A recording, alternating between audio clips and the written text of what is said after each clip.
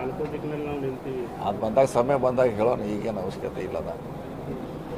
ಇನ್ನು ಕುಸ್ತಿ ದೂರ ಇದೆ, ಕುಸ್ತಿ ಆ ಕಡೆ ಬಂದಾಗ ಅದರ ಬಗ್ಗೆ ಹೇಳೋಣ.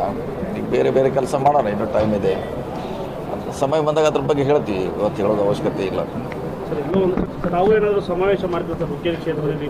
ಇಲ್ಲ, ಸಮಾವೇಶದಲ್ಲಿ ನಮಗೇನು ಭರವಸೆ ಇಲ್ಲ. 5 ಲಕ್ಷ ಜನನೂ ಕೂಡಿಸಿದ್ದೀವಿ. ಎಷ್ಟು ಹೈಯೆಸ್ಟು? 5 ಲಕ್ಷ. ಇಲ್ಲಿ ಎಷ್ಟು ಜನ ಇದ್ದಾರೆ? 2,000 ಜನ ಇದ್ರು. ಹಂಗೆ 5 ಲಕ್ಷವರೆಗೆ ಚಿತ್ರದುರ್ಗ ಕೂಡಿಸಿದ್ದೀವಿ, ಇತಿಹಾಸ ಇದೆ.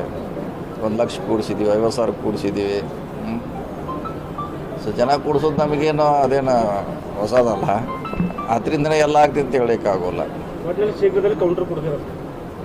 ನೋಡೋಣ, ಸಮಯ ಬಂದಾಗ ಹೇಳ್ತೀವಿ. ಇದೆ ಅಂಥದ್ದು ಏನು ಅಷ್ಟು ಅರ್ಜೆಂಟ್ ಏನಿಲ್ಲ. ಅವ್ರಿಗೆ ಅರ್ಜೆಂಟ್ ಇದ್ದಟ್ಟು ನನಗೆ ಅರ್ಜೆಂಟ್ ಇಲ್ಲ. ಅದು TPL ಇರಲಿಲ್ಲ ಇಲ್ಲಿ ಬಂದು. ಸ್ವಾಮೀಜಿಯವ್ರ ಭೇಟಿ ಭಾಳ ಸಿದ್ಧ ಇತ್ತು. ಅವ್ರು ಭಕ್ತರೆಲ್ಲ ಹೋಗೋಣ ಅಂತ ಹೇಳಿದರು. ಈಗ ಅವ್ರಿಗೆ ಎಷ್ಟು ಅರ್ಜೆಂಟ್ ಇದೆ, ನನಗೆ ಅಷ್ಟು ಅರ್ಜೆಂಟ್ ಇಲ್ಲ. ಯಾಕಂದ್ರೆ ನಾವು ಆಯುರ್ವೇದಿಕ್ ಡಾಕ್ಟ್ರ್ ಇದ್ದಂಗೆ ನಮ್ಗೆ ಸ್ಲೋ ಇರ್ತೈತೆ ಯಾವಾಗಲೂ. ಪೂಜಾರಿ ಅವರು ಎಕ್ಸ್ಪೆಕ್ಟ್ ಮಾಡಿದ್ದಾರೆ. ಹಾಂ.